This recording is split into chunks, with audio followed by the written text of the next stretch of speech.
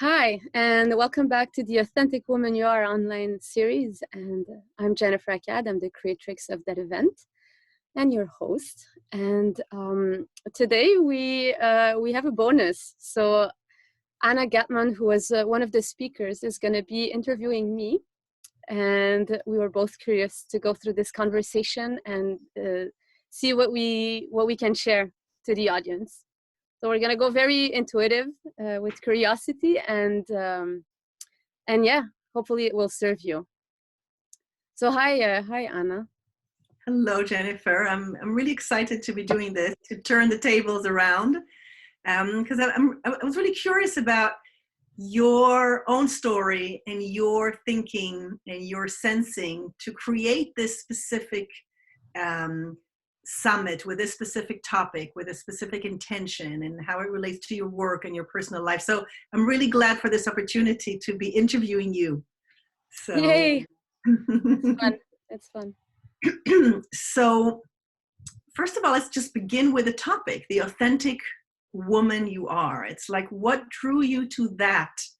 There's so many virtual events and there's so many wonderful topics out there, and yet this is the one that called you. So what is it about it that speaks to you? Yes, totally.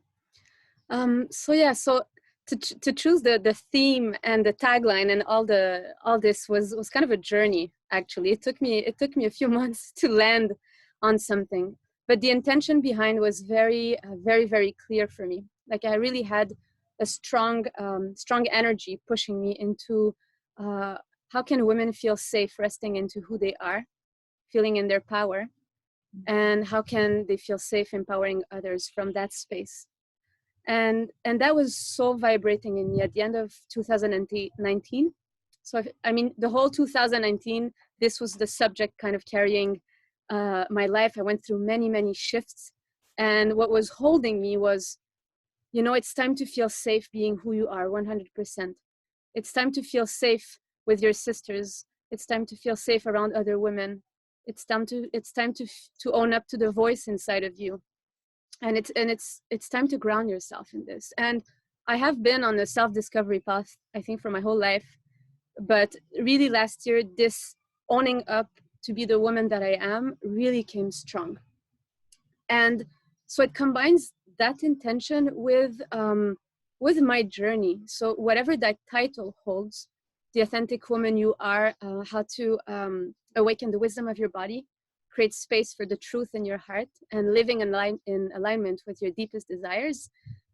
This is kind of a wrap up of my last 10 years or my whole life. It really represents my path in a way. And I'm going to be super transparent and super honest. Putting the word woman in the title challenged me. At first, it did.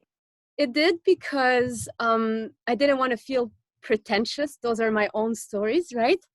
And also, womanhood has been a challenge for me my whole life.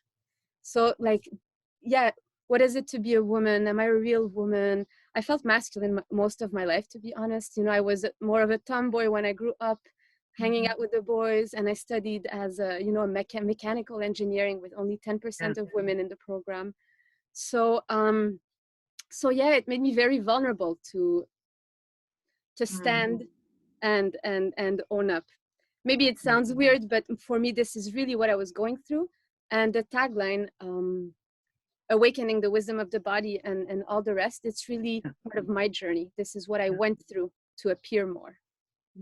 Well, it speaks to, I feel it speaks to a theme in your series, which is how do I find my authentic voice and let go of family and cultural stigmas or norms or beliefs. And I think that there's one about what it means to be feminine and what it means to be a woman. And so you're talking about that.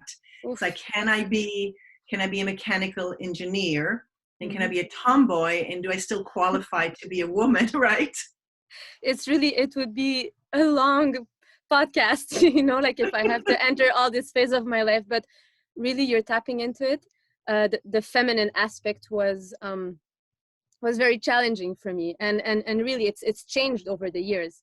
I'm not there anymore so much, and it's still a process, but really welcoming the feminine inside has been challenging me in many ways, either like physically and also emotionally, and yeah, feminine essence, receiving, receptivity, all that comes with the principle of Yeah. feminine.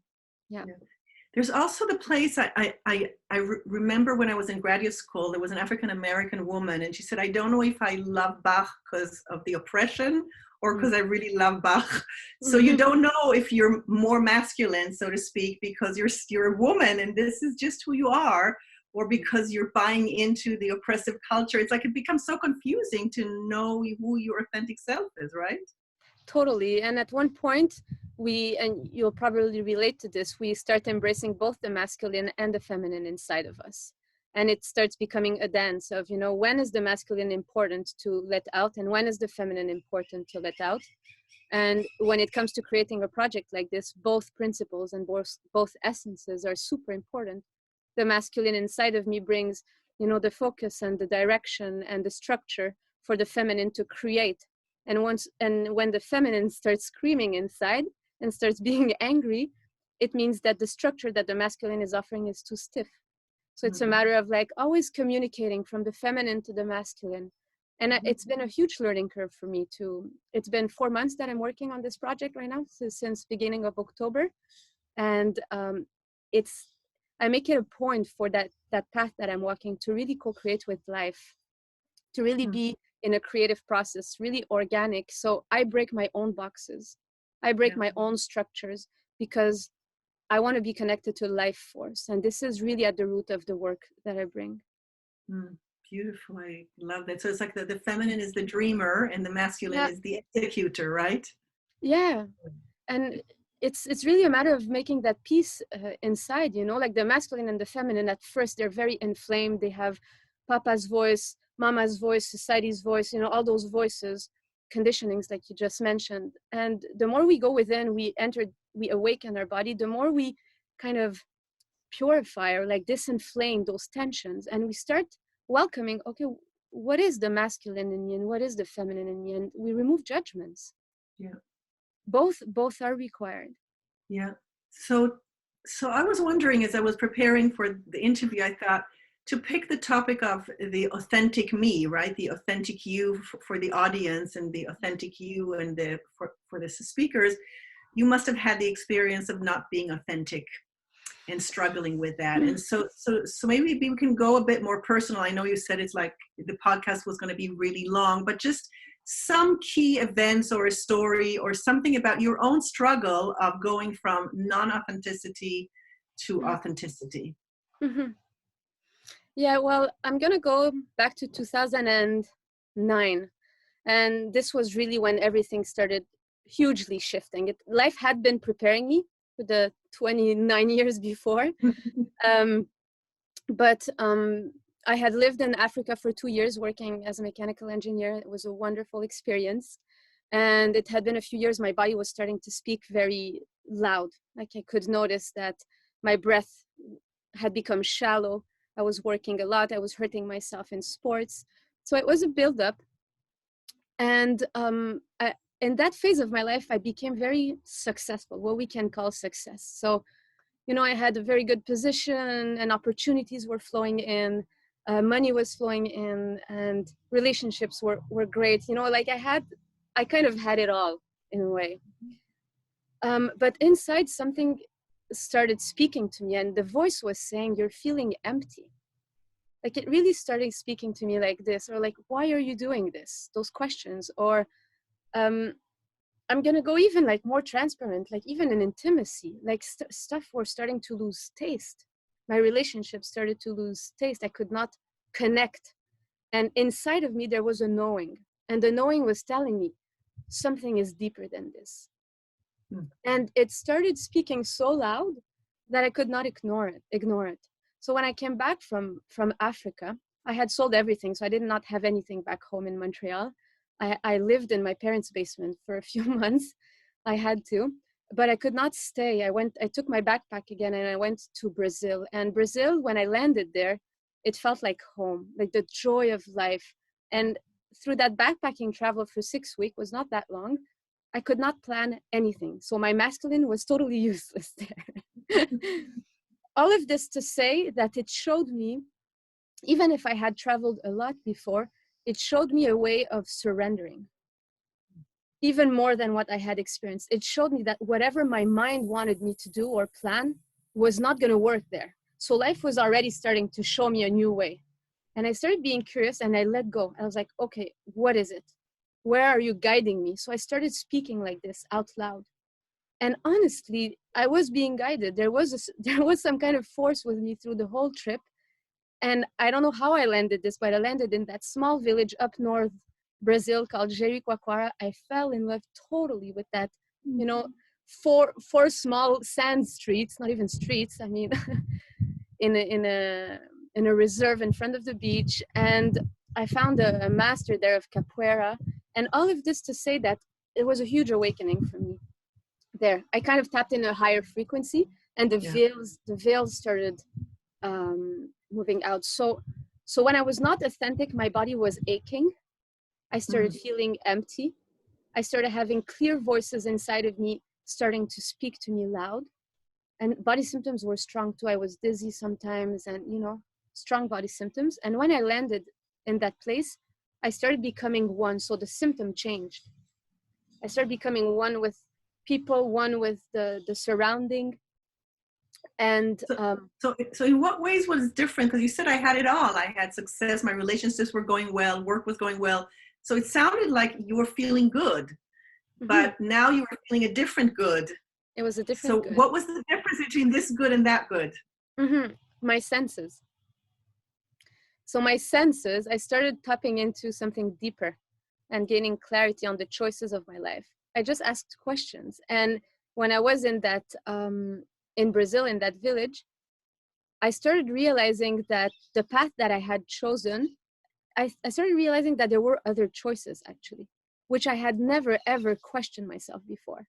I was like, wait a minute, I'm married, but maybe I could have not chosen marriage. Wait a minute, I'm an engineer. Maybe I could have chosen another path than a career. Wait a minute, I go back to the structured life back home, but I'm living in front of the beach and I'm getting very aligned opportunities just being presented to me like this. My soul was happy. The other success was my physical reality was happy. I was sustained, I was safe, everything was covered, but my soul was calling me.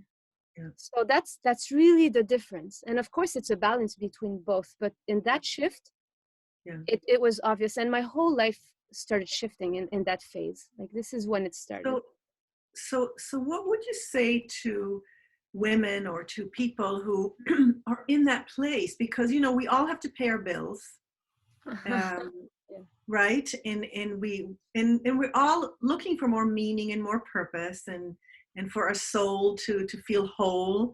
But like, how do we go? Like, what happened at that moment? It's like, what did you do at the moment that you chose life over fear, or love over fear, or possibility over what you already had? Because I feel that is one of the biggest things.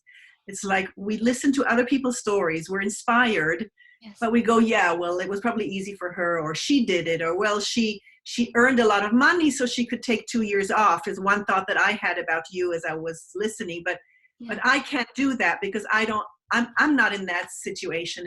I can't do what she did. Like, what does someone do at that moment? Like, what would you tell them? It's a very good question, and I'm just going to say that it's a path, right? Because once I received those answers, now we are like 11 years after that moment, and it was a path. And I went through dark night of the soul. I went through so many fears and deconstructions, and going back and forth to corporate life, choosing part-time, for example, to sustain me. So I found a balance between my fears and my soul calling. And I had to, because the first time I made the jump, I stayed 3 years out of the system.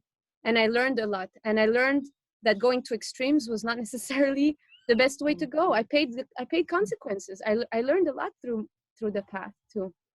So, and what what brought me out of that village, because I wanted to stay there for 6 months, what brought me out was money. I was like, well, I cannot, I need to go back to my office. So I went back, but the process started, and then I hit a wall, and I went to my boss and I told him, listen, I need to go home. And the calling to go inside my machine was so strong. So I think I was very in tune to the body messages and what the voice was saying, and I was welcoming it and taking action. But the money aspect is a reality for everybody. What I can say is that the more that you listen to your higher calling, the easier the money comes. And maybe this can sound woo for some people, but the more you are aligned and in love with your actions, and life provides in resources. So sometimes it's money, sometimes it's in energy, relationships, sometimes it's just nature opening beside you and just pouring into you beautiful, pristine energy that nourishes whatever you would need to go and compensate outside in society, for example. So your needs become less. You don't need to go 5 times per week in a restaurant. I'm going to exaggerate right now. Yeah. You don't need to travel 3 times per year, because you start being nourished, and you start realizing that a lot of our actions are not efficient. A lot of our actions are because we are unease. We inside something is not in peace. So the more we rest in ourselves, the more it's in peace inside, the less we have to go and get. We're less hungry, right? That like the more we're aligned and fulfilled, the more fulfilled we are with what we have right now. More simple. And the less, yeah. More simple. Right. But does that alignment have to be a simple life, or can that alignment be whatever it is for anyone? I think it can be whatever it is. Yeah. It can be whatever it is. I think we have this power of will, and we can choose. Yeah. And when we are in our bodies and we stay aligned, we listen. If something starts hurting the body, then it's a choice. I want to continue hurting myself, or I want to align. And sometimes the voice inside says, go and make money. Sometimes the voice says, I want to be comfortable. I want to have a nice house because I want my creative potential to expand. Maybe for somebody it's like this. I went through phases like this too. Yeah. So I don't think it's stiff. It's not one model here. It's a recipe. It's like this. We are so unique as individuals. We have our karmas. We're designed very differently, each one of us. Yeah. I think it's important to know that, because we kind of think, okay, I'll do it this way or that way. And you're saying sometimes what you did was too extreme and you had to go back to your previous life and back and forth. So it's good to know that it's a journey for all of us, because sometimes in marketing copy, it seems like, I went from, a problem to my life transformed, and actually it's a journey of back and forth. At least this is how it was for me, right? Right. But I think it is for me too. It is for all of us. Mm-hmm. It is really like that. Mm-hmm. But I want to speak to you. You mentioned the body a lot, and I know that it's an important theme in this event, right? In this virtual event. So can you speak a bit about your intuition, your body, how you work with it, how you discovered it?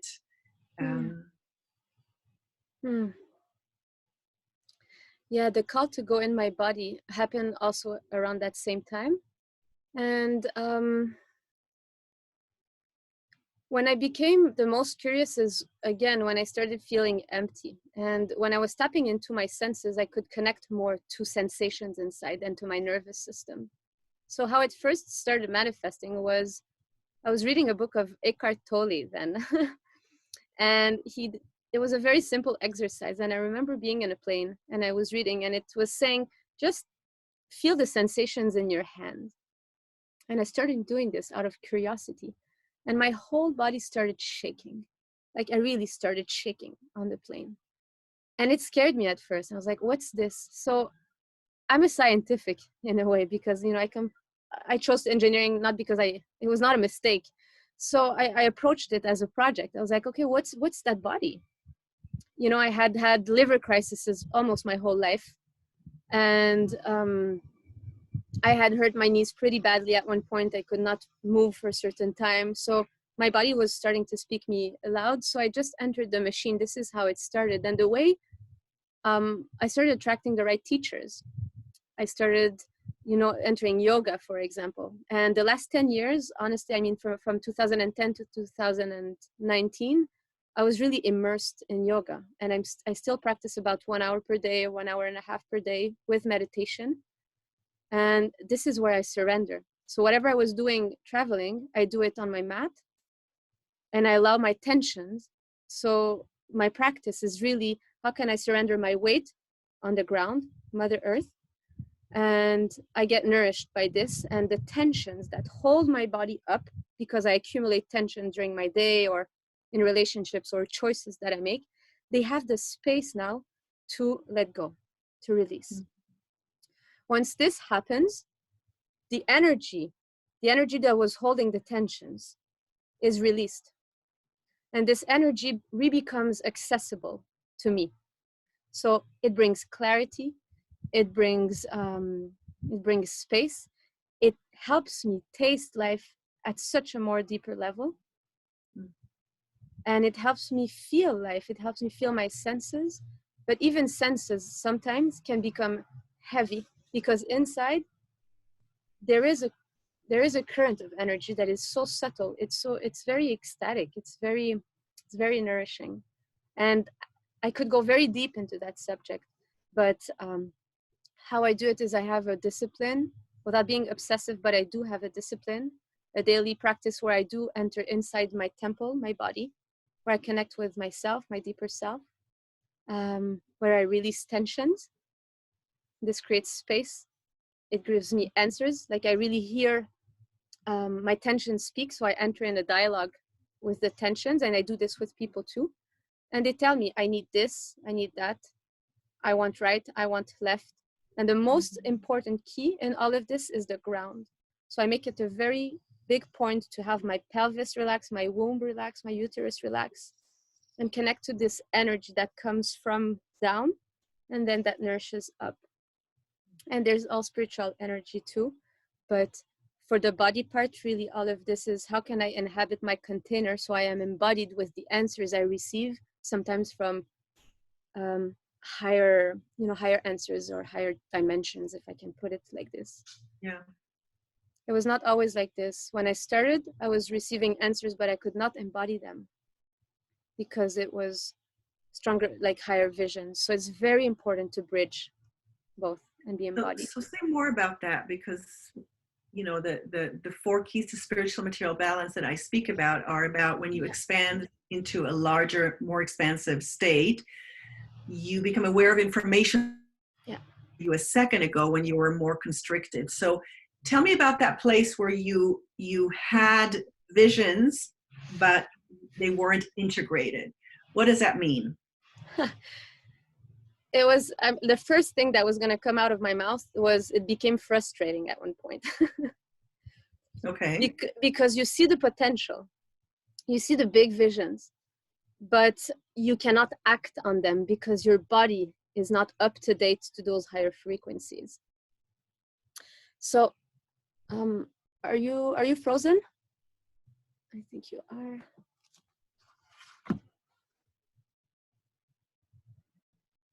Okay, we're back.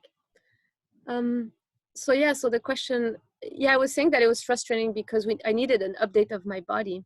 So even if while I was meditating, I could tap into those higher frequencies, higher realms, and higher visions, the reality is that my body was still conditioned with the reality I was operating in. So now, like, what's important is to update the body. So the action part is very important, even if it's a small action. So whenever you receive the vision, you start taking that step. So whatever vision that you receive at whatever dimension, if you want to call it like this, you start taking the step.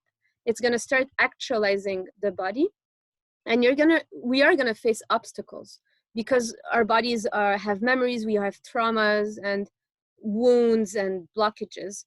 And the path is, how can I lean into the resistance? How can I pass through? How can I break through? And this is the work. This is when this is the work. So when Yeah. we are just in spirituality, we think everything is easy, and it is, because it's very light.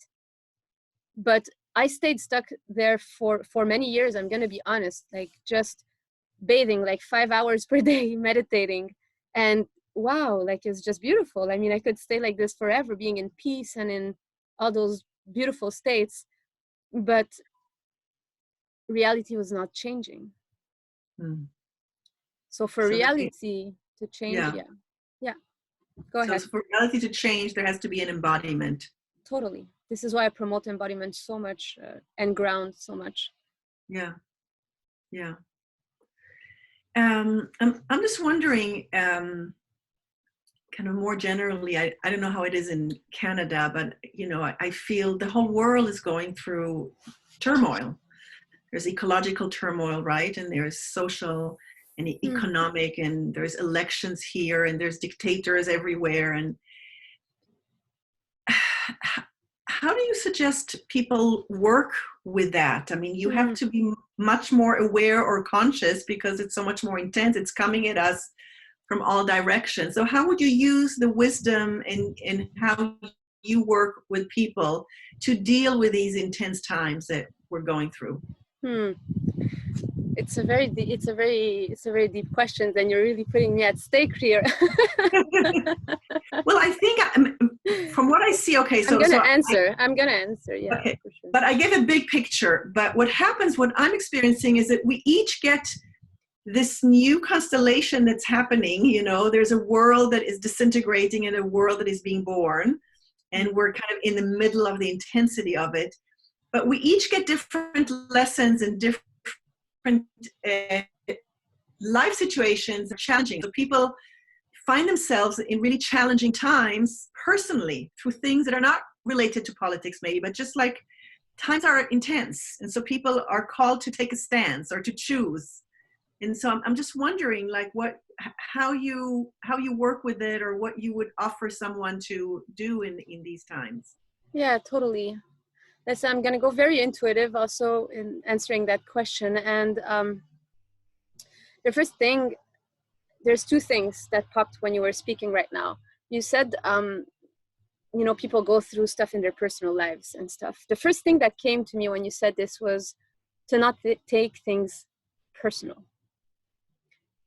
What I mean by this is the less we identify to external circumstances, the more we are connected to our deeper answers. Identity puts us in a box, and it creates this tension inside of us. But if we are anchored in something more profound, we start seeing everything that is happening outside of our lives as a reflection of our inner world. And this is where the depth is going to come, and like maybe it's going to be challenging for me to say something like this, and it's my perspective, and this is the world and the paradigm I'm in.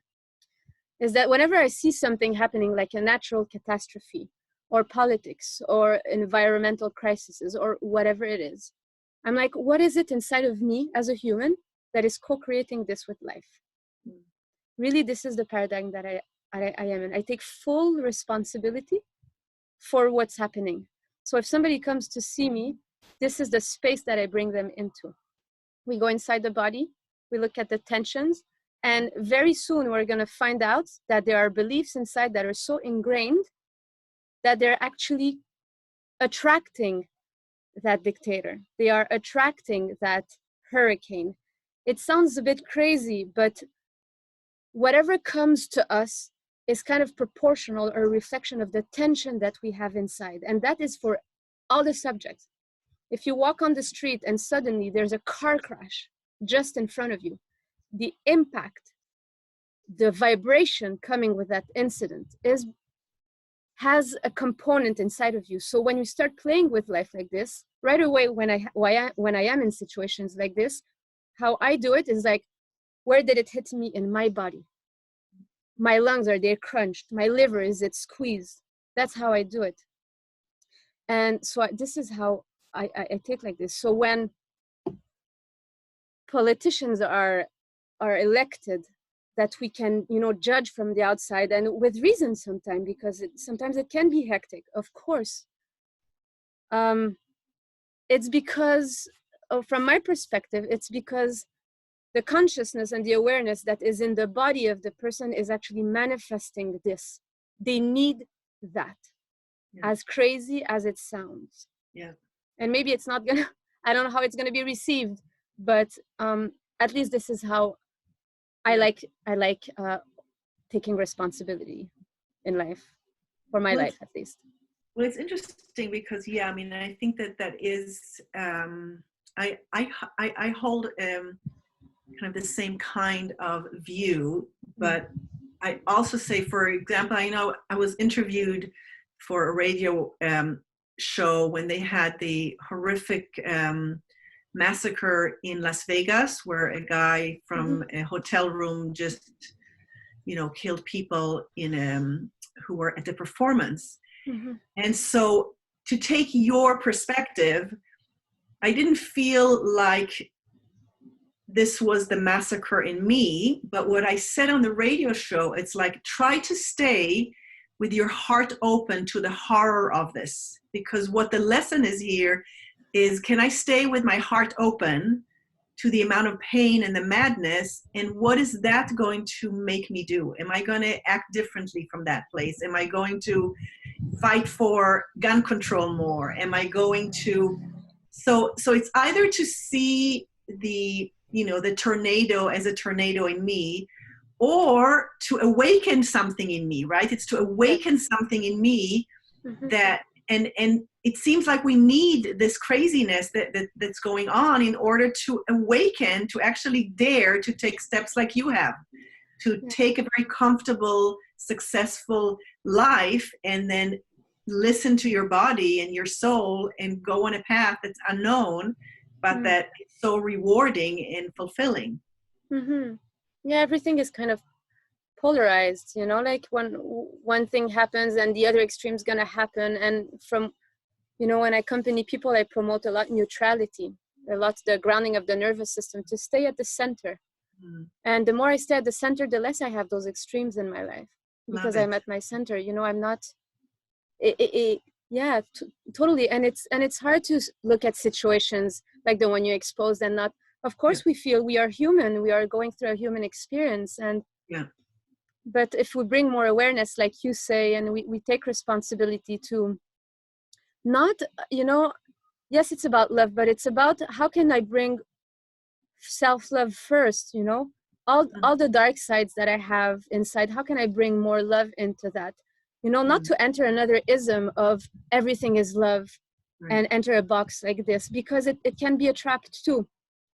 We have some dark sides inside. This is the truth.